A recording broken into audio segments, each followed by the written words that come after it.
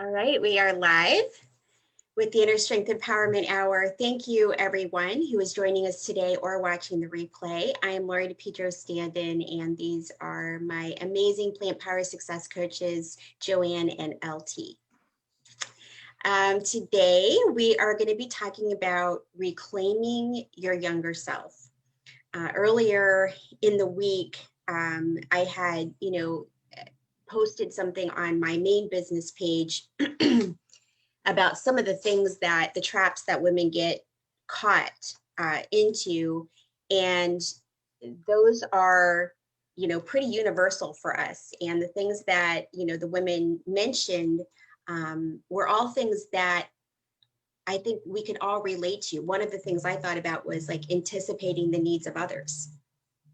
So like there are things that women are taught to do that not necessarily men are taught to do. And again, everything that we talk about, it's not about male bashing. It's really just about understanding how the culture is influencing us and how it influences us as we get older, because we're sort of indoctrinated at this younger age.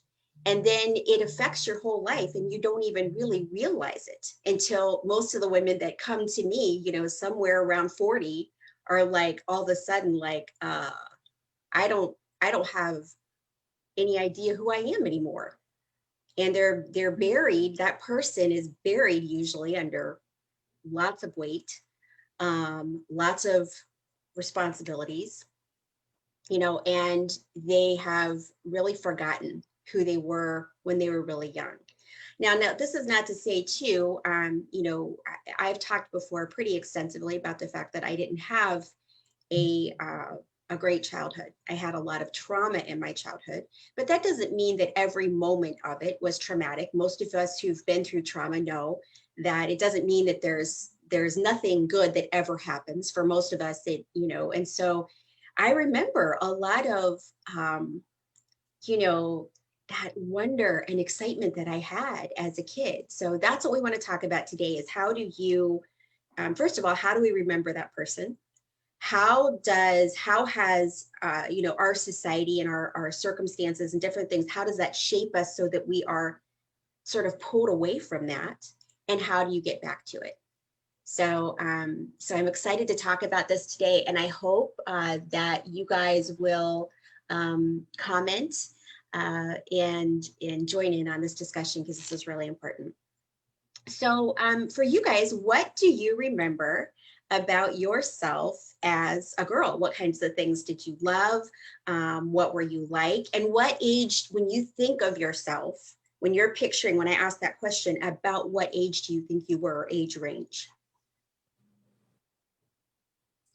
Yeah, I'll start. I remember being outside all of the time. I was in a neighborhood with a lot of kids my age that I went to school with. And it just seems like we were always meeting at somebody's house in the front yard, either on the bikes or playing kickball or in and out of each other's house all the time. And it was just the type of thing that you didn't have to be home until it got dark. Or right at dusk, you had to be coming home. I remember it being just a carefree time, a fun time. Just no sense of self-consciousness. You just showed up as you were. Nobody was thinking, because I had so much of that later in life, just self-conscious and being so, disappointed in myself and, fidgeting with my clothes and not wanting to show up and thinking everybody was looking at me, talking about me, that type thing. And there was none of that. As a child. And I just remember laughing and having fun all of the time. And, you didn't have the burdens of any financial trouble. All you had to worry about was your schoolwork type thing. I mean, so it was a fun time. And I remember being hopeful about a lot of things and excited about a lot of things. I was a fun loving kid all the way through. My parents had a wonderful marriage. For 20 years. It didn't go to pot till I was 10. So my mother likes to remind me a lot, your personality was already formed in those good years, in those early elementary years. So what kinds of things, do you remember what kinds of things you liked besides just like playing with your friends and stuff? Did anything stick out to you that like things that you were really interested in? Yeah, I was always interested in communication type things. I worked for a radio station starting when I was 16. And I'd always wanted to do some sort of communication. I was a public relations major, but my dream at the time when I was younger was to be on TV and to be an anchor person. But I really loved I loved the entertainment aspect of it. So I wanted to be a Mary Hart or a Lisa Gibbons at the time who were on ET. That's really what I was drawn to. And I always liked that. And whenever anybody thinks back of me at that time, they always were somehow associating me with radio and TV and doing that, because that just kind of became my moniker at What that was time. that show where they had the spokesmodels, where they had to come out and do you guys remember this? Where they were competing for spokesmodel. And so it wasn't just how they looked, but they would have to come out and speak. Oh my gosh, what was that show? If anybody remembers that, do you guys know what I'm talking about? Are we the only? I remember It that. sounds vaguely familiar, but I can't remember the time. Yeah, where they were. Yeah. Yeah, I'm trying to remember what that show was, but it was some kind of competition. And we ended up watching it at my house. But anyway, and it was to be some sort of a reporter at the time, or some kind of it was something. I can't put my finger on it, but so all right, I could see that. Okay, what about you, Jillian? Well, I think I had much less refined ideas of who I wanted to be than somebody on TV.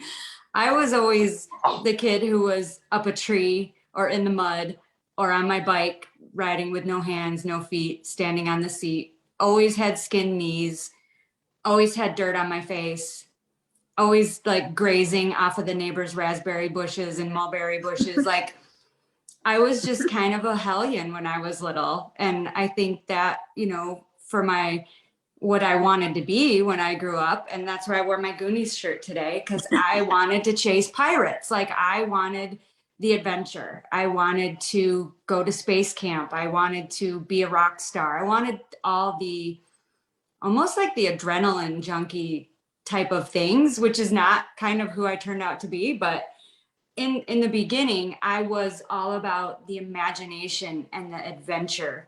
There was never any, well, you can't go to outer space. It was more like, well, when I go to outer space, Right. Yeah.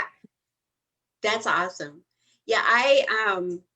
The kinds of things, I didn't have necessarily a sense of what I wanted to be either when I was older. Like, like I'm more like you than LT. Like, I didn't have a vision or anything.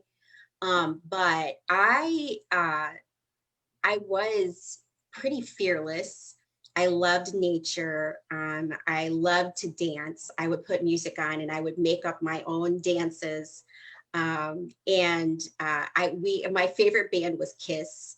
So we were all about like jumping. So there was 2 steps down into our great room. And so we would like take running leaps and like do these crazy, things that we thought that the members of Kiss might do. Yeah. As we jumped down, this is me and my little brother, into the great room.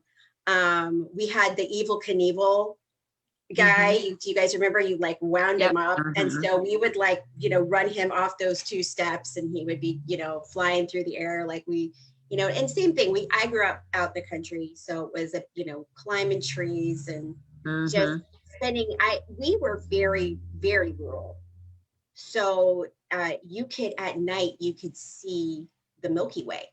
I mean, it was just, it was amazing. And so I grew up with that and lots of animals. I absolutely loved animals. And we had I'm sure if I saw it today, I wouldn't think it was so big. There's a hill that we would ride our big wheel down, right? So that was the very serious thing for me to just, really nail that big wheel stunt down the big hill. So like, I just really, and like you said, LT, it's like, I didn't feel, I don't remember feeling self-conscious about anything until I was around 8.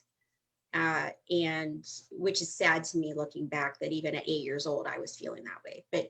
But before that, I didn't have that self-awareness, that self-consciousness. I was just being myself. And before somebody said to me that self is not, you're going to have to change that, and so that's, I think, started for me when I was around 8. What about, and I think for me, that's Stevie, for all of you guys who know that I got a new rescue dog, He is a pug and he's off the hook at all times. So he's right now very serious about getting into his lamb chop toy. And I don't want to tell you what he is doing to that lamb chop toy. I actually can remember, when I was about 8 years old, one of my friends got the Lee press-on nails, which were fabulous in the day, like, oh my God, you're walking through the makeup aisle past the, the lip gloss and everything. And it's like, oh, the press-on nails. And I wanted some because she had some. And I asked my mom, and my mom said, if you lose 10 pounds. And I'll have to post a picture of what I looked like when I was that age, because I was not overweight even a little bit. I don't know if she said that to be cruel. I don't know if she actually thought I was overweight. I don't know if she just didn't want me to be. I really don't know. I don't know why she said it, but that was the first time that I looked at myself and thought, I didn't know I needed to lose, what's wrong. And I can remember that also being around the time where I started to question the way I talked, the way I walked, things like that. And really wanting to present, being very aware of that, of how I presented, and really self-conscious. And I wanted to ask you guys, I think I was young for that, but maybe you guys experienced the same thing. How old do you think you were, or did you have that moment, where you were suddenly like, wait, I can't, I'm no longer just myself out here, like just tearing through life, doing it. And now I have to, do you remember? I didn't have one of those when I was a younger child, that age that you're talking about. I never had any kind of a weight issue at all. And I know you didn't either, but I'm talking about even in high school, I really didn't. I may have thought I did at some particular time, but looking back, I really didn't. But the first time it was highlighted to me, I was probably 15. I was on the drill team, which is the dance line for our high school. And I'd always been active in dance lessons since I was 2 years old. So, I was enrolled still in dance lessons while I was in high school and still on the drill team. So I was very active. And looking back at those pictures, you can see that I was a normal size. I weighed somewhere in the neighborhood of 118 to 120 pounds the whole time. And I remember lining up, having to do the costumes. And the director who was over us said in front of the band room, not to me, to the side, that, Laura, you're going to have to work on those hips. I remember it like it was yesterday. And I no more had to work on my hips at that time. Now, did I have to work on my hips later? You better believe I did. But at that particular time, I did not. And I remember being absolutely humiliated by that. And my weight problem, as I call it, really started when I was in college. So about the time that I was 20. So about 5 years after that was the very first time I went to my first Weight Watchers meeting, and I lost 25 pounds that first time in college, never knowing that I was going to gain and lose that 25 pounds more and more, add to that number for the next 30 years.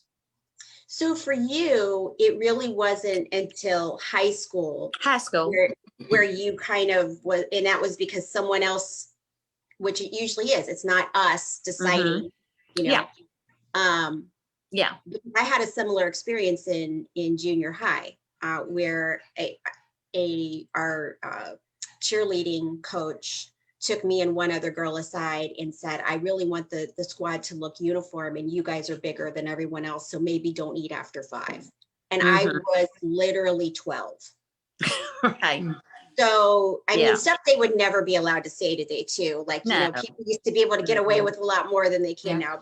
But again, I wasn't even remotely overweight. But those are the kinds of messages that I, looking back, like no one's going to go say that to a boy and, because of sports and things like that. No. And so that is, it starts making you look at yourself, like we have talked about, from the outside looking in, instead of being in your body you're always looking at yourself from the outside. What do I look like to everybody else, instead of just being present in yourself? Yeah. Joanne, were you younger like me, or you were older, or when you first started? I have a very distinct memory of when I think that whole sort of wild child letting me be myself was just completely ripped away. And it was a birthday party I had to go to.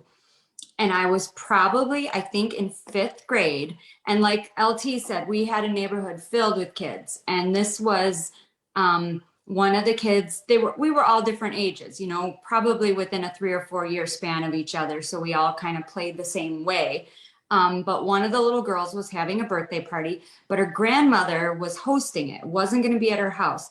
And her grandmother, she was a volunteer at school. So everybody was okay with the grandmother having it.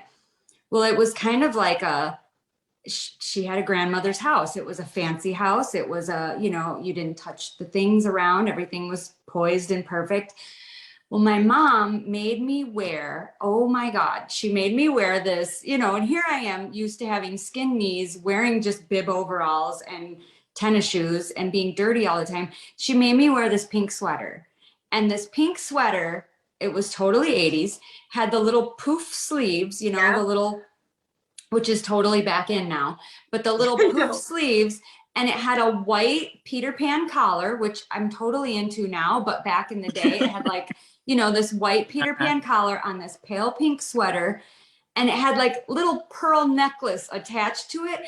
Okay, like that was my worst nightmare, first of all. Second of all, it was the very first day my mom made me wear a bra, because the sweater was like it was like that thin, whatever cheapy material. And so she's like, you have to wear a bra. And I was like, oh, hell no, I'm not wearing this sweater. I'm not wearing this bra. So, we had talked about it a few days leading up to it. I fought it like it was with my dying breath. And she made me wear this damn bra. And she brought it to me in the box, and I got it out of the box. I remember being in my room thinking, I am not putting this on my body. This is ridiculous. I'm going to look like Dolly Parton if I put this bra on, and everybody's going to know. So she made me wear this bra because the sweater was so thin. And I go to this party, and I remember going this is how awkward I am, just in case anyone didn't know. I walked right up to this grandma and I said, my mother made me wear a bra today just to come to this party. And I was so devastated because all the other kids, this girl was about 2 years younger than me. So she wasn't wearing a bra. The other kids weren't wearing a bra. I felt like the only person on the planet who had to wear one. And I felt like that was not me at all. And I remember feeling physically like, ew, at this party because I had to wear something that wasn't me. But I think too, that brings up a good point, because that when girls start to get breasts, that is another time when society is really stepping in. And if you are not there yet, I remember it even when it's worse now. It was definitely worse for my girls. But even when I was young, I developed a little earlier and my friend didn't.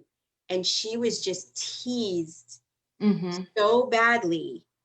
And I mean, this is the type, and so was my middle daughter. So my oldest developed more earlier like me, and my middle daughter was a little later, and other girls teased her. And not just because in my day was the boys were just relentless, but now it's the girls and the boys. And I just think that it just it turns you into your body only. You are just a body. Yeah. And you are always looking at yourself like you said, like, what is everybody going to think? You go from just doing your thing to what does everybody think when they look at me? Right. And do I fit in or do I not fit in? In your case, you had a bunch of girls there who weren't wearing bras. Right.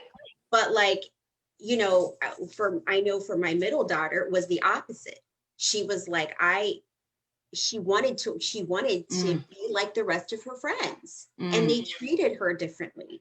because she wasn't. And that's just, it's devastating at a really early age to be judged on something that you have no control over. Right. And objectified. I was objectified by boys because I did develop earlier. So it was like, it's just, you turn into, you know, do you have boobs or don't you? That is pretty much the bottom line. I remember all of 5th and 6th grade being that. That's exactly what it was. Because we had the girls who like were very developed in 5th and 6th grade, and they got horribly teased. And even through high school, my nickname in high school, one of the names was Goosebumps, because I didn't have overly developed breasts. So that became just a joke. Like, there's Goosebumps. Like, they called my friend the Great Plains because it was, I mean, it's just awful. We can, you know, like, you can chuckle about it, but the truth is, at the time, it was devastating. It is. It was really devastating for my daughter. So it's like, but I think it just is an example of how we are always, you know, it's always about how we look. And it starts at a really young age. So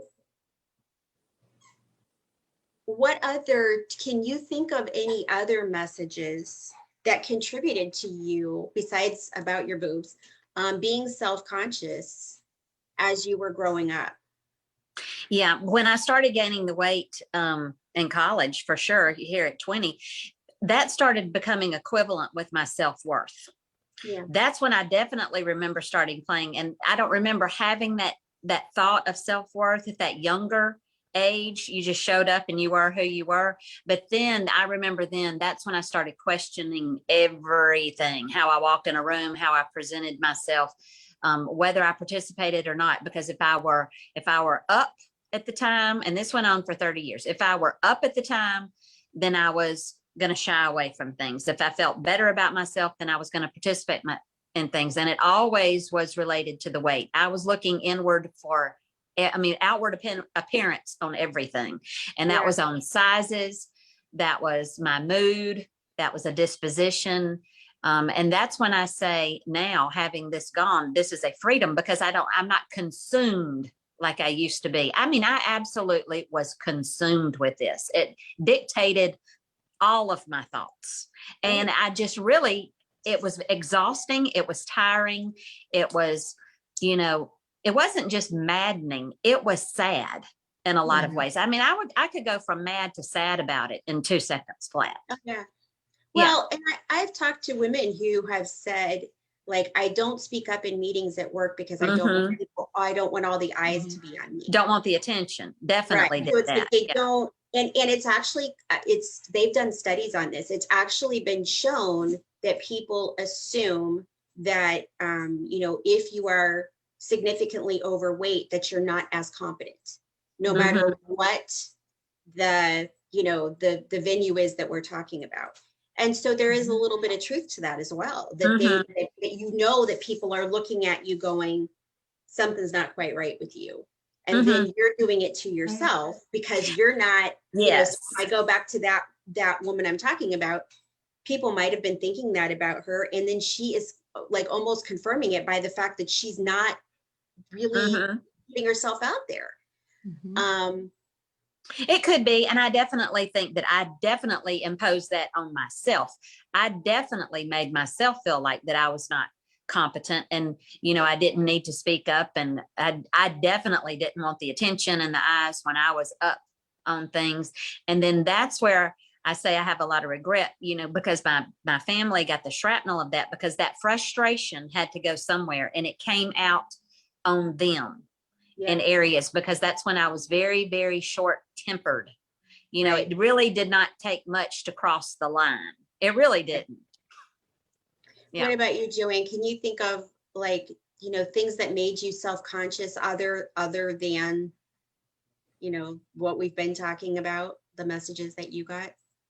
I think some of the messages that I got were, again, you know, they're generational, I think, passed down from your grandma to your mom. And I had a very close family with my mom and my grandma. We all did things together all the time. Us too. growing up. We were always, always together. And it was always, oh, Joanne, go clear the table. Or, oh, Joanne, go see if so-and-so wants another piece of cake. Or when everybody was done eating, go ask them if you can take their plate and put it in the garbage. Or, part of that is just polite to do for your elders. But my boy cousins weren't being asked to go clear anything, which is, very different now because my sister has a son and she has raised him to be the one who's like, go ask so-and-so if you can clear their plate. Like she's very much, everybody helps everybody. But back in the day, it was only the girls who had to do that. And it was, the girls who had to set the table as well. So it's all revolving around the kitchen. And that kind of just was a message. Not that I don't like to cook, not that I don't like the kitchen, but that's not what defines me. Right. Mm-hmm. Yeah, for me, it was a lot more, those things too, but also just really cut and dry. Like my mom took me to a plastic surgeon because she said my chin was too pointy. She wanted me to have a surgery where they shave off part of the back of your jaw to move your chin back. And I was just lucky that the plastic surgeon that she took me to said, I'm not doing that. Because if she would have taken me, I could have easily, given, there's lots of unscrupulous doctors out there. So she could have easily have gotten someone who said yes to that.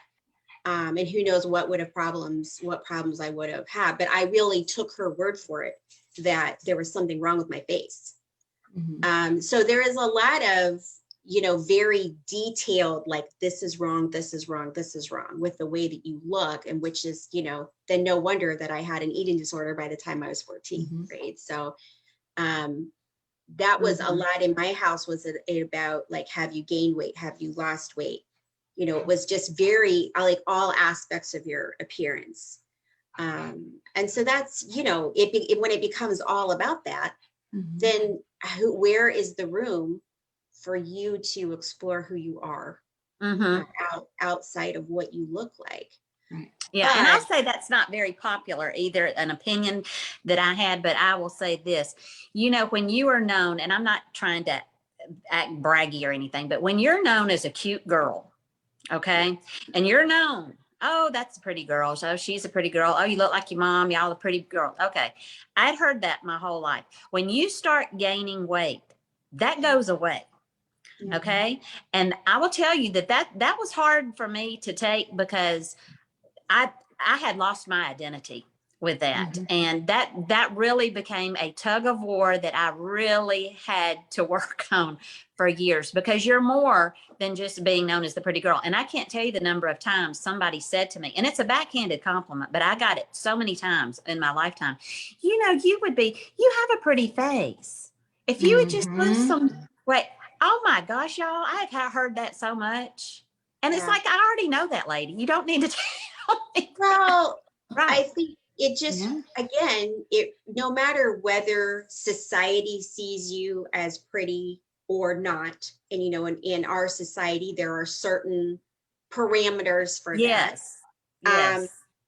You're still reduced to what you look like. So if someone sees you as, or if the society sees you as pretty, then you better always be pretty.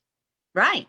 You better always be pretty. And I think like Britney Spears is a great example of that, where she just shaved her head. She, completely went to this opposite extreme where she was like, I cannot take this pressure to constantly look a certain way.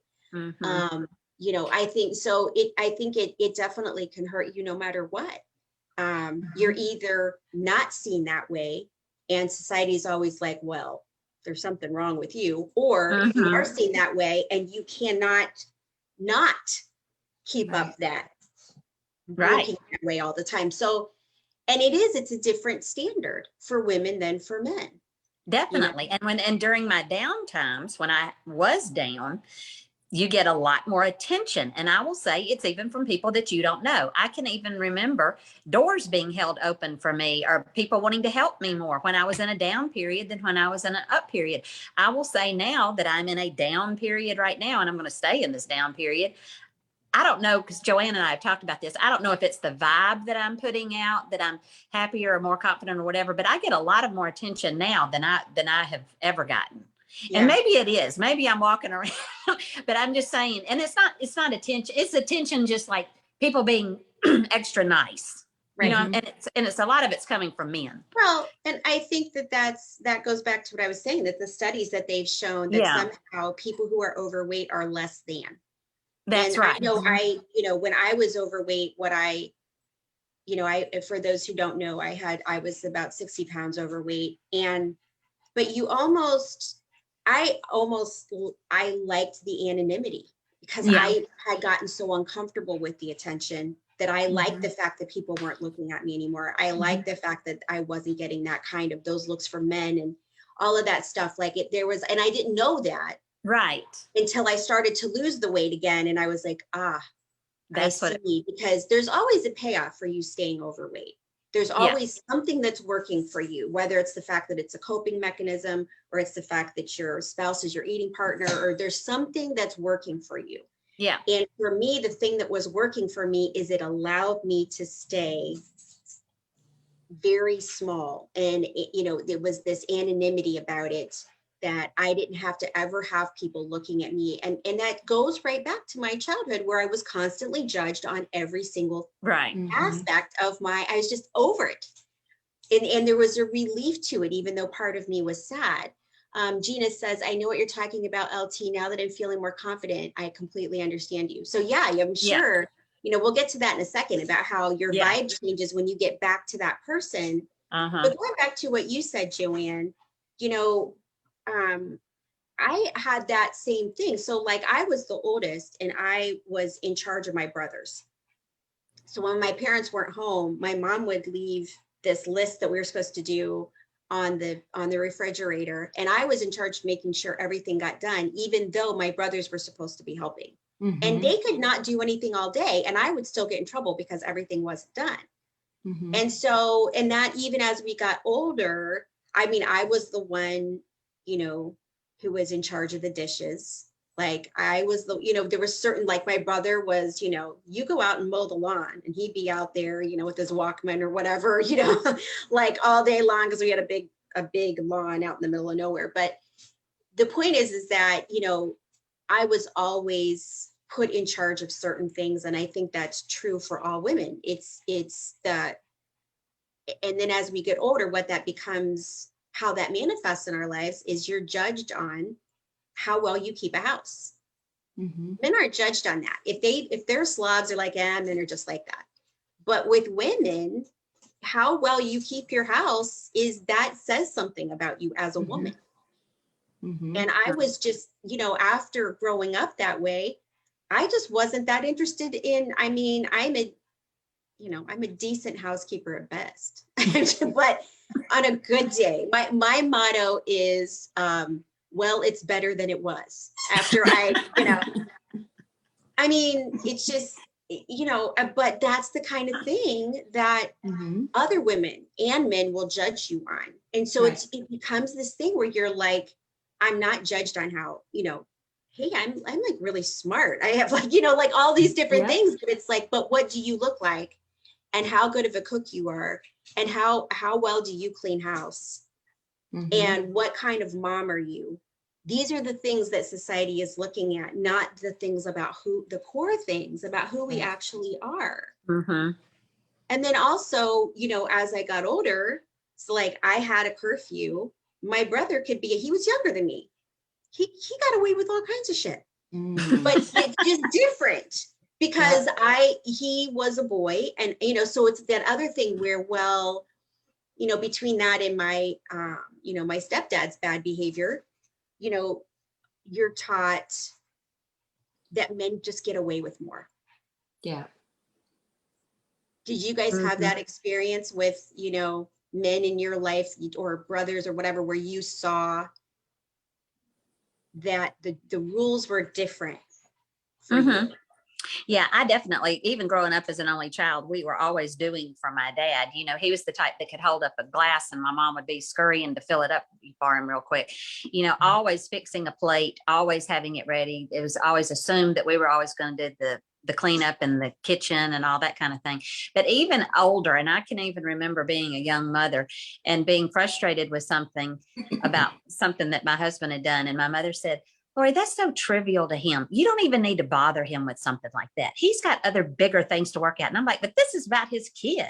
And she's like, yeah, you just don't need to bother him with something. And I'm like, bother him with something like that. Because I thought, we were just more 50-50 on the raising the kids. But see, she was in that mindset. And I'm, at 80, she's almost 82. It's still to this day, she's still in that mindset with that. So I've learned early on that if I have a problem with my husband, don't go talk to my mother about it, because she's going to tell me something completely different than what I want to hear and what I think the norm is, because of how she was raised. Right. But yes, that goes on to this day. Right. Mm-hmm.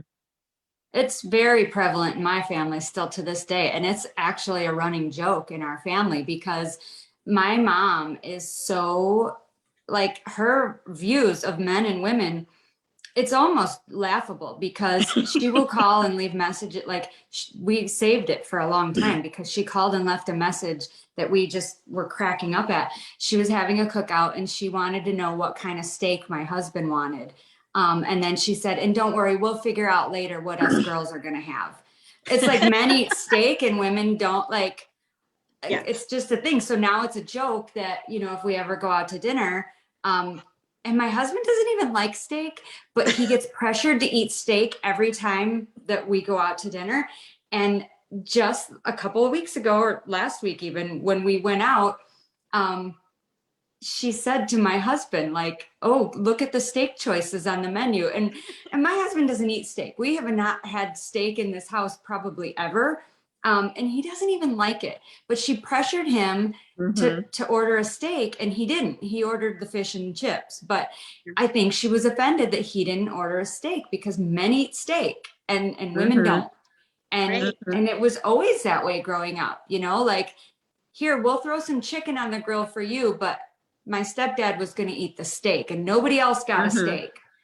Right. It's just a different, like you treat, now I didn't grow up in a house like that, by the way, because my parents were trying to kill each other most of the time.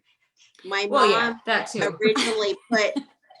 originally put up with my dad, but by the time that I really got old enough to really understand more about what was going on, she was fighting back. And so it was very much this mutual thing where she didn't care anymore. And even with my grandma, I didn't see that, because my grandpa, his mom had died when he was really young, and the kids really had to do for themselves.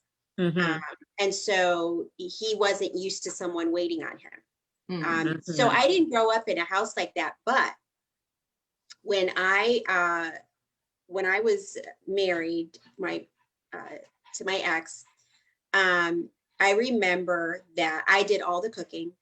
And I remember him saying to me, he would just sit down at the table and wait. And I remember him saying to me, well, aren't you going to plate up a plate of food for me? And I'm like, well, why? And he's like, well, the least you could do if you're going to make it is plate it up for everybody.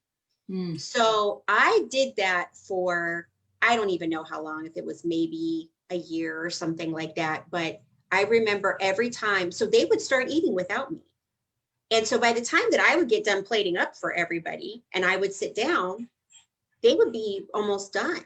And so I remember the very last time that I did that, and I sat down at the table and everybody got up. And I turned to my husband and I said, as God is my witness, I will never plate your food again. And that was the last time that I ever plated anybody's food, besides my baby. But yeah, I mean, that's just the kind, he grew up in that household, and that's just the kind of crap that actually in his twisted mind, because I made it, I had to plate it up. Not like, oh, you made it, so I'm going to do other things to balance this out. So that is, again, we're overloaded with responsibilities then as we get older, because we're the woman. We're more in charge of the kids, even though we're usually working. We're more in charge of the meals. Almost every woman I talk to is the one who does the shopping, the grocery shopping, and the cooking. Mhm. And so it's like, when do you have time to ever explore or remember who you are and what you're supposed to be, you know, what kind of vision you had for your life when you get into these situations where there's no equanimity in terms of what you're in charge of and what your partner is in charge of. Mhm. And so I just think that that's another way we're supposed to take care of everybody. And I've heard that again, you know, from women, you know, over and over again, that, well, you know, I'm 70 pounds overweight, I'm this, I'm that, I'm having all these problems, but I just, you know, we have too much money going to the fact that, you know, my kids are in 3 different soccer leagues, and you know what I mean? Like, they have all of these things that they prioritize. And even, or I'll have women say, and maybe, I don't know if you guys, what kind of messages you grew up with around money, but I have women saying that they cannot spend money without, you know, that their husband makes the financial decisions. Not that they can't, I mean, we all, I would assume, you know, talk to our spouses or significant others if we are in that type of relationship, if we're going to spend any kind of sum of money. But I've had women say that they're not even, they don't make those decisions. That it's up to their husband 100%. Like, they just present something to him, he says yes or no, and that's the end of it, because that's the kind of household they grew up. But even if they're working, they could be working full time, and that is still, I've had women, this is even more infuriating. I've had women whose husbands were out of work who said, my husband makes the financial decisions, even though they're working full time, their husband is out of work, and they have to go ask them if they can spend money on something. And I swear to God, my head almost explodes every single time.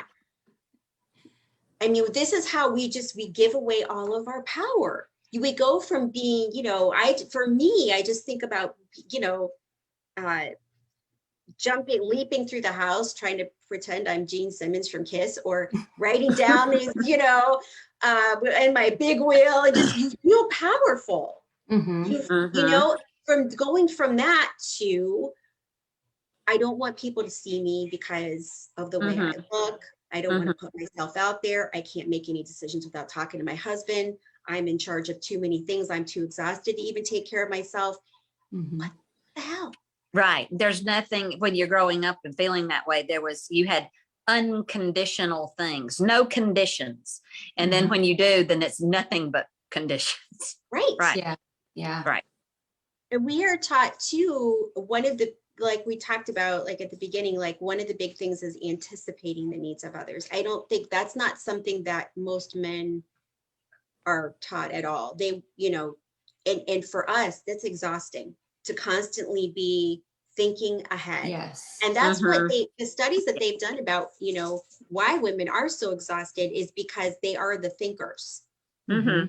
They're the ones who are keeping track of things like appointments, and they are looking ahead all the time to see what is coming up that I need to be prepared for. Right. And they're the ones that make the things in the home special, you know, to put the little extra touches on the Christmases and the birthdays and whatever is going on. You know, that the think tank of the family. My mother has always said that women are the think tank of the family. That's the phrase she uses. Yeah. That's very exhausting to be the one who, like, I was always the one who planned all the events, all the birthday parties, all the, I mean, it was to the point where I was the only one who communicated with my in-laws. My husband wasn't even communicating with them. I was texting his mom. I was calling his mom. And one day I was just like, I'm not doing this anymore. This is exhausting. I'm the go-to for all of my side of the family. I'm the go-to for all of his giganto side of the family. And then I was just like, this has to stop. This is his family. He never once has contacted my side of the family about anything. Why am I the one that's contacting his side of the family? I just stopped doing it. And guess what? Months and months will go by and he will not talk to his parents, just out of like, oh, I haven't thought about doing that. And I'll say, like, have you called your mom lately? Have you called your dad lately? Oh, no, I guess I should. But if I wasn't the one doing it, it wasn't happening. Right. But you're not in charge of that. If he never I'm touches his not. prints again, it's totally No. not, it's I anything know. to do with you. No, and That's- it kind of backfired on me this last, you know, like we're always over prepping for vacations or over prepping for even just, you know, going out around town. I'm always like, do we have drinks in the car? Does everybody have a water bottle? Because I'm not stopping for drinks. That is so mentally exhausting. So this last trip we went on, and we all know how that ended, I did not pack the kids' suitcases. They're 16. They should be able to know what they want to wear. I told them ahead of time, I said, it's going to be hot and we are going to be outside a lot. Pack what you need for at least 4 days. We had a washer and dryer where we were going. I said, but pack for at least 4 days. We can wash your stuff midweek and have whatever. Kind of backfired because when we got there, my daughter, who is just all over the map, had 2 outfits. And they were both long jeans and a turtleneck. And it was 99 degrees. And I don't know what she was thinking. She had 1 pair of shorts, 1 t-shirt. I don't even know that she brought pajamas. Her whole suitcase was like filled with stuffed animals and everything from her room that she wanted to bring with. I'm like, did you not think about, and it wasn't on my radar to check her suitcase, and it kind of backfired. But I think that was a good lesson for her, knowing like, if you're going to pack a suitcase for a trip, you need to look ahead, not me. It's your job. Right. Yeah. I cannot tell you that. I swear to God, like at least once a week, I say to someone, I don't want to be in charge of this, whatever the thing might be. I'll suddenly be like, why am I in charge of this? Hey, I don't want to be in charge of this. Yes. Right. Like, just because it's just, you only have so much bandwidth. And it's Right. no wonder that I asked women to, what I said in my post about today, which is, tell me about yourself. And they're like, I have this many kids, I'm married, this is my job, because that is what you're used to thinking. Yeah. Mm-hmm. Yeah. It takes up your whole brain. It does. And so, whereas if you asked a man that, I guarantee you that's not all he would come up with. Mm-mm. So that is how we got where we were. When all of us, sort of had a rock bottom moment. And I think in addition to that, it's messages like for women, you want everyone to think you're nice. You don't want to come on too strong. Mm-hmm. You got to, I always like, I can't tell you how many times in my life somebody's told me that I need to tone myself down. Tone it down. Take it down a notch. You're intimidating to other people because I'm smart and because I speak my mind. And so men wouldn't be told that. Oh, you're intimidating. You need to tone it down. Following the crowd, like we talked about, it starts young with things like your bra, and it just, from there, I have women to this day who are like, if I go out to eat with my family or friends, I don't want to order differently than everybody else. Why not? What is the big effing deal? Like, you just say, I would like this. And if they don't like it, that's okay. But the thing is, our society makes it not okay. That's the problem. The, meeting expectations, like Lori was talking about, like you look a certain way or wherever you're at, you're expected to stay there at all times. Whatever level is your peak, that's where you're supposed to be running at all cylinders at all times. And even amongst women, we don't talk about what we're struggling with. We're not honest. It's like you have to have this front all the time, like everything is okay. So it sets us up for failure. And then what, now I've talked a lot about how that manifested in my life, like unhealthy relationships, and 60 pounds overweight, taking care of everybody else to the point where I didn't even realize how bad things had gotten with me, and not having any idea who I was anymore. Just lost in this swirl of life. So what about you guys? What were the consequences in your life? And did you ever think during that time, I'm not reaching my potential, or were you just too far gone to even realize? No, I always knew that I wasn't. And that's what kept me so upset and going up and down, vacillating the whole time. And, I've mentioned it many times that now I know I was really addicted to a lot of foods. And so I hid that, and I just could not break hold of it, even though I tried all these numerous programs. But that was the root issue. I would have temporary success, and it was very, very fleeting. And then it would go back and it would dash my self-confidence every time. And so I just felt like that I just could not pull it together. And on the days where I was down, and I made it even more down, I would lull myself with food. So that's what I would do. And I would just stay in the pit till I would get enough to muster up enough to get in another program. And then I would, hope that one was going to be it. And that if it was for a temporary time, and then it was not again. So I just lived in that state. So that's what I craved. And I knew that I craved it was balance. Yeah. I craved continuity. Mhm. I craved consistency. I wanted to be the same all the time. I knew that circumstances were going to come and go, but I wanted to be even keeled. And to finally have that now, it's better than I had even envisioned, because I had wanted it for so long. Right. And I love being able to be who I am and walk in a room and not make apologies for it. And I'm going to do what I'm going to do. And this whole part of my brain isn't fixated on how I look and what I'm doing. I'm not even thinking about that anymore. And I didn't even know what it felt not to feel that, to think that, because I felt it for so long and thought it for so long. And just to know that that's the freedom we're talking about. Yeah. Is to not be consumed with food and the next meal and what you're going to eat. And you're going to eat something quick and private. Going to get it before anybody sees it, planning the next one. Yeah. Just always thinking ahead, sneaking stuff at the grocery store, putting it in a special cabinet when you got home, because that's your cabinet. Nobody knows about that cabinet. Yeah. See, I'm not doing that. That stuff's gone. Yeah.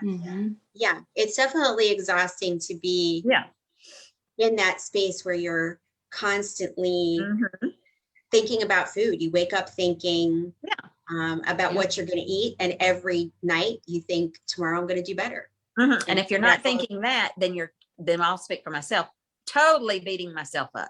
Just treating myself like I was a worthless dog. I mean, just awful, berating, to the point that I'm when I look back at these journals, it is pathetic. Yeah. Because I wouldn't talk to the person that I like least in this world that way. I wouldn't even say that. I really wouldn't. Oh yeah. We've talked about internal messaging before, and it's, we talk to ourselves worse than we would ever talk to anyone else. Ever. I would hope.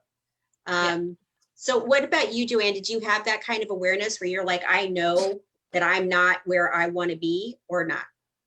Yeah, I think I struggled with that for a lot of years. And it all kind of started, after I got married, and then we had kids. I mean, we were married for 5 years, and it was great. We went on adventures, we traveled, we did all the things. I had my dream job. I was living my life. And then when I had kids, I decided, and we decided together, that I was going to stay home with them. And that's when about 6 months into being a stay-at-home mom of newborn twins, I kind of had a mini freak out. Like, I just freaked out. Like, what have I done? And not that I didn't enjoy being with them, not that I didn't enjoy the choice that I made. We made that choice before we had children. We said that's what we both wanted. It just hit me like a ton of bricks, though, about 6 months in. When you don't see the light of day for 3 or 4 days, you don't leave your house. And it was just kind of I still had one foot in that world where I was still in contact with my previous work. But here I was 6 months into having babies, and, it just kind of all came crashing down, I think. And my husband was working so many hours and building his career at that time. And I just kept seeing him getting higher and higher and getting promotions and getting high, more pay and all this stuff. And I thought, that could be me. Like, I could be the one advancing my career right now, and I'm not. But then I quickly got it in check, because all the messaging around me was, well, you're so lucky. You're so fortunate. You should be glad your husband's not sitting in a bar. You should be glad your husband's not abusive. Really? That's the bar? That's the bar we set here? Like, I should be glad that that's not my life. Uh-huh. Yes, I'm very fortunate. Yes, Yes. I'm glad that my husband, we made this choice together and he didn't say, hey, you're going to stay home with the kids. You know, I'm very fortunate in many things. But when I didn't feel like myself, that's when I started eating handfuls of chocolate chips. You know, when the kids would cry, That's right. I just had a bag of chocolate chips. I would just eat chocolate all day long. Well, So This is yes, I was going to say we are very, very similar in this aspect because she and I are very parallel in this area. Same situation, and I thought I just had a weight problem before, but when I had the children, that's when it just took on it became a whole new thing. And this postpartum depression hit me flat on my face. Did not see it coming. Really did not. And I struggled from that moment on, and it became a new struggle that was a whole different beast. Yeah. And I was talking about a couple days ago, which this post really resonated with so many women. I got messages, I got emails when I was talking about living in the and, but this society expects you to live in the or. So either you are a very happy, excited, fulfilled stay-at-home mom, or right, or you hate your kids and you're not grateful. Right.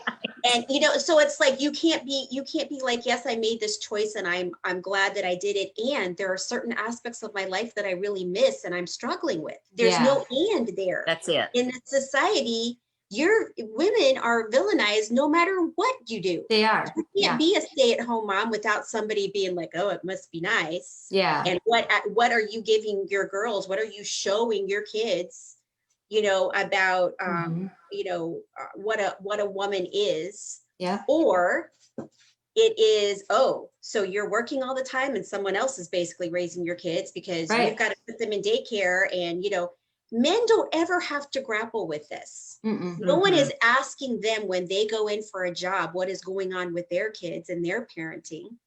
This is all more pile-on for women, more piling things on that you are responsible for, which is, you know, if you, God forbid, if you are the one, the breadwinner and your husband is staying home, what kind of woman are you? So you can't win no matter what. That's the problem. Having been both a stay-at-home mom and someone who is working full-time, I know that you can't win.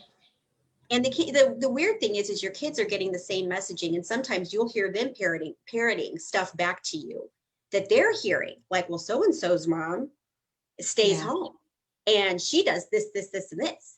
Oh, well, so-and-so's mom works and they can afford to do this. So it just doesn't matter what you do.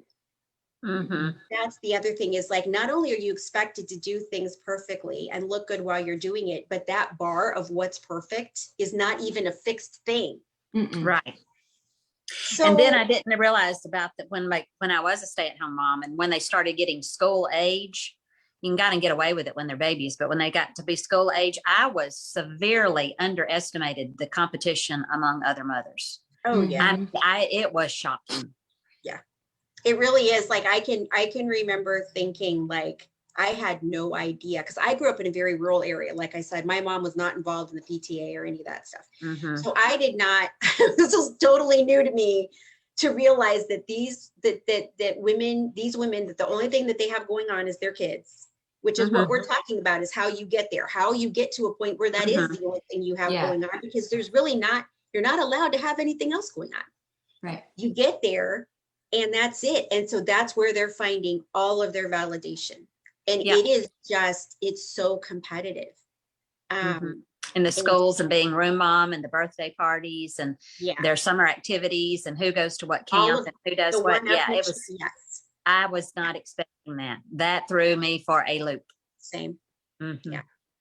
So, and I did not, unlike the two of you guys, I did not even realize that I had lost myself to that extent until, you know, until somebody said to me, you need to wear a 24-hour heart monitor.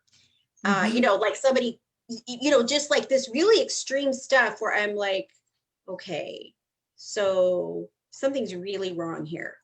You know, there's, you know, that was that and it really, I had always been a person who I had gone to therapy and done self-help and done all these things where I was embarrassed at myself because I had such little self-awareness at that point, that I had just allowed all of these things to take over, and I just kept getting worse and worse and worse and didn't even realize it. Really. I mean, I knew it, but I didn't, I just was ignoring it. I just wasn't coming to terms with it. And that made me feel bad about, like, I can't even trust myself to know when something's really, really wrong. That, you know, all of a sudden I'm realizing, like, okay, yeah, I'm in a really bad situation here. Like, my family of origin sucks. And I always knew that they weren't supportive, but, you know, I'm actually in a really bad marriage. I'm really, really sick and really overweight. You know, like, I started just looking around like, oh crap, like, you know, how did this happen? So now, how has going through this process, so in our program, in the Plant Power Revolution, you know, when I realized all of that, I did a lot of work on myself in addition to developing the nutrition piece. So that, because what I realized, the reason I named my company, for anyone who knows this, my company is named InnerStrength, is because I realized that I could have the best nutrition plan in the world, the easiest plan to follow, which I feel like I do. But that doesn't make any difference if you don't have the inner strength to really do it. If you're so far down in the pit that you can't get out. And so a lot of what we work on in my program is mindset and flipping that script in your head. Stop talking to yourself like a dog, like you're in your own way. So you got to get out of your own way. But so how has this process helped you to reclaim that part of yourself when you were young? Like, what is it now that makes you think, like, yeah, I used to be like this and I'm getting that back?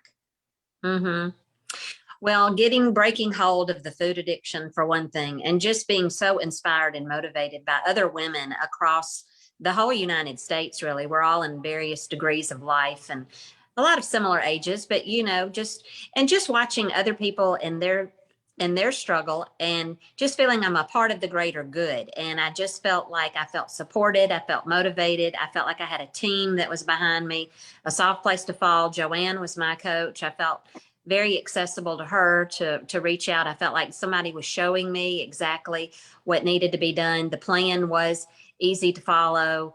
Not only that, but you just made it very, as I say, you put the dots very close together, but it had the 365 degrees of support. So we started looking at things and how I reacted to things. And then I started getting an understanding of that is why I do that. That is what I do. That is my go-to when I do that. So I'm going to switch that up. And, you know, you had videos and ideas and talking with people. We have our coach calls every week that we could hash out and learn and see things in different perspectives and with different eyes. And I was just so open to it. I wanted it so badly that I had tried and failed so many different things that I really felt like this is the way to do it, because this is natural foods. This is foods from the ground, from the trees, from the vines. This is not food that man made in a plant. These are plants. And I just did not anticipate feeling this much better this quickly into the program. And that really spurred me on and made me even more excited. And I wanted more of that. And then I started really thinking about possibilities again and getting out there and trying things again, because I felt like I had the energy, the endurance, the menopausal symptoms were gone. My sleep was better. My disposition had changed. My patience, I was getting that balance, that being even keeled. It was starting to really happen. Not to mention I was seeing the scale go down and I was changing pant sizes. And I mean, it was just like, what in the world? So, I mean, it was just like the best of both worlds. And I know that you said also, in addition to being, you know, you had talked about wanting to be on camera and, you know, all, you know, being out there. Right. So in addition to doing this, you've been even talking about getting into community theater, That's right. I've looked Yeah. into that. I used to do that when I was younger and, just had not wanted to try out for anything like that. So I do have some things in mind and I am talking to some people about the next audition. COVID's been a little bit different, but they're jumping back in and things are starting to happen. But I would love to do something like that. I've always loved theater people. I've always loved the camaraderie that you would have backstage and getting to perform and doing that type of thing. That was a natural for me. That's something that I enjoyed and that I had really squelched. I mean, Right. really for years. Yeah. What about you, Joanne? Like, how has this process made you reconnect? Well, I think, like LT said, just breaking that brain fog and breaking, getting the garbage out of your system, number one, I think was huge for me because I did have so many physical symptoms that had been years in the making. And when I started to see that what I was putting in my mouth was the cause of all those things and how I could very quickly reverse all of that feeling. And when you start to feel even just a little bit better, I mean, like I was so bad off, but even just a little glimmer of hope, like, ooh, I woke up today and I wasn't limping, like just a little glimmer, I think motivates you to keep going to that next week and the next week. And then, I started the program way back in, the old days before we had coaches. So you were my coach, Lori, and working on the things like the tough love that you gave and really challenging me to think about why I held such strange thought patterns or why I had these ideas in my head and how I had given my power away. And honestly, you don't even know it's happened. You don't even know that you did. You don't know you gave your power away. You don't know that you have taken a back seat to everyone else in your life. You just don't even know because it just happens so gradually.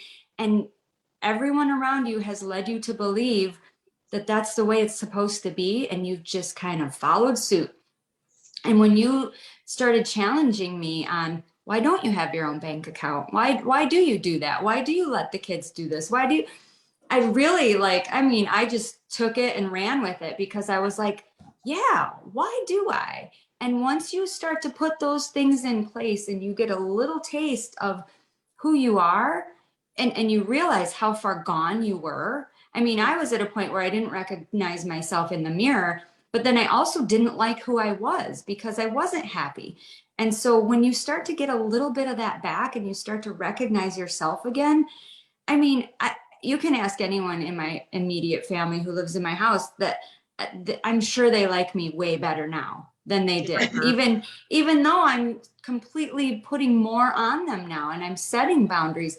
But I think because I am who I am now and I'm not trying to do all the things and be all the things I'm not, I think that just resonates with them so much better that it's just a win for everybody. Right. And I'm excited and hopeful now, as I wasn't before, because my body is capable.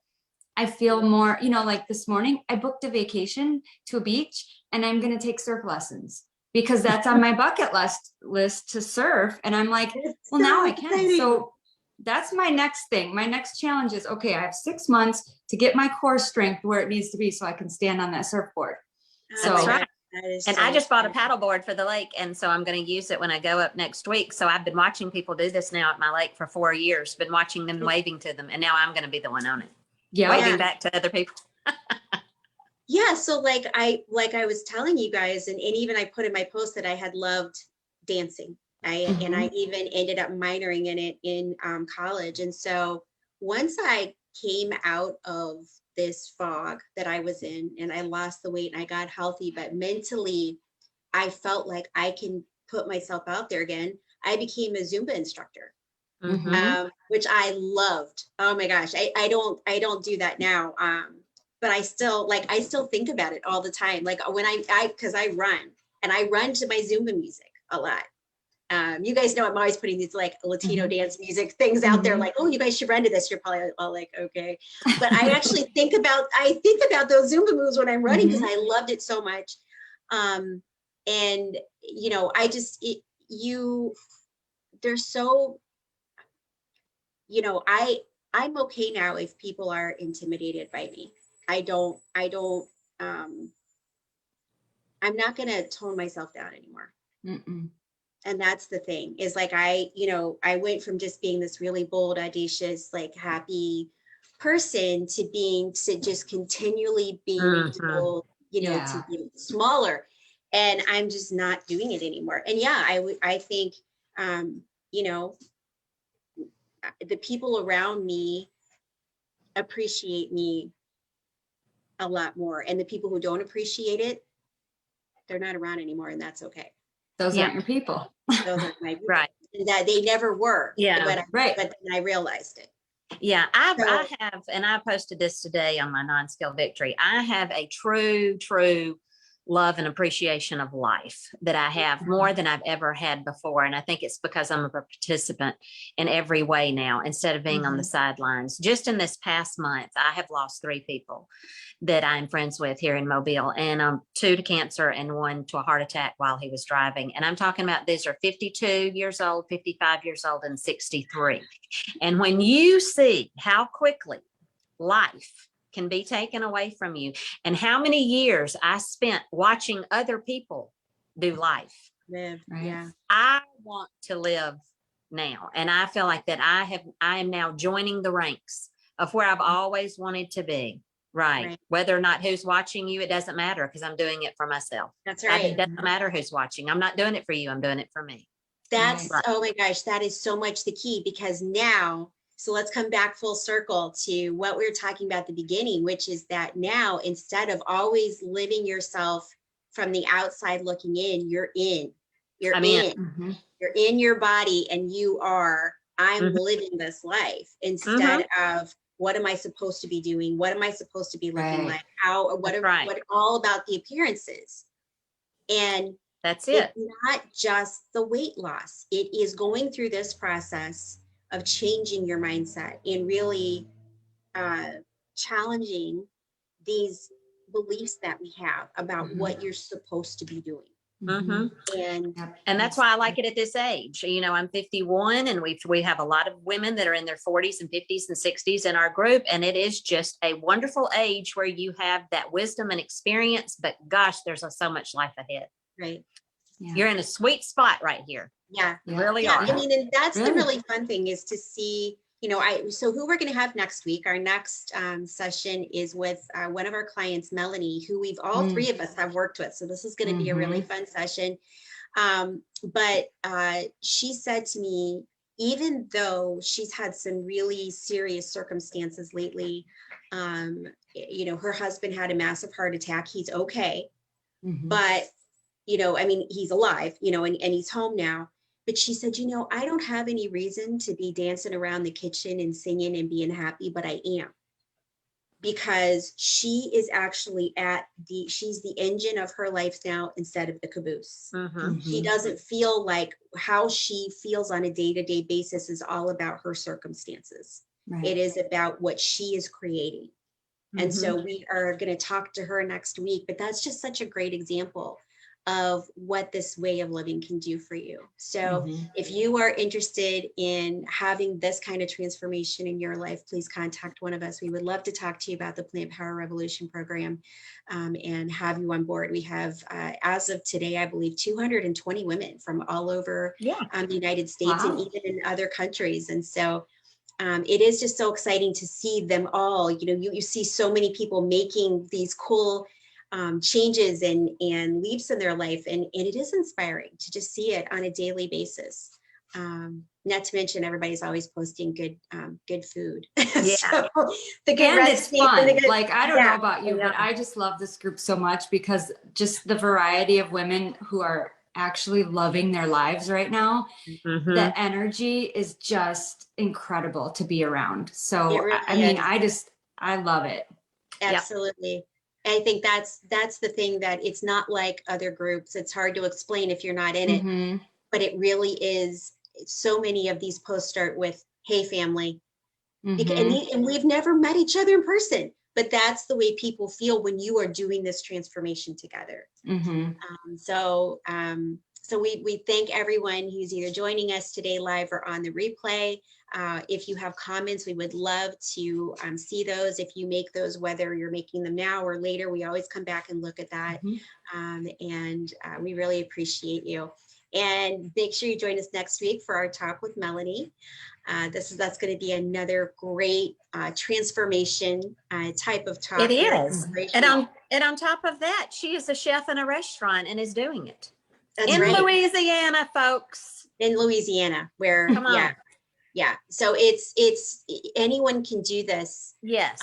And that is the key to realize, is that you don't have to be in a certain place to make this happen, because it's about starting where you are and then changing your thought patterns. And you know, these changes all are just step by step.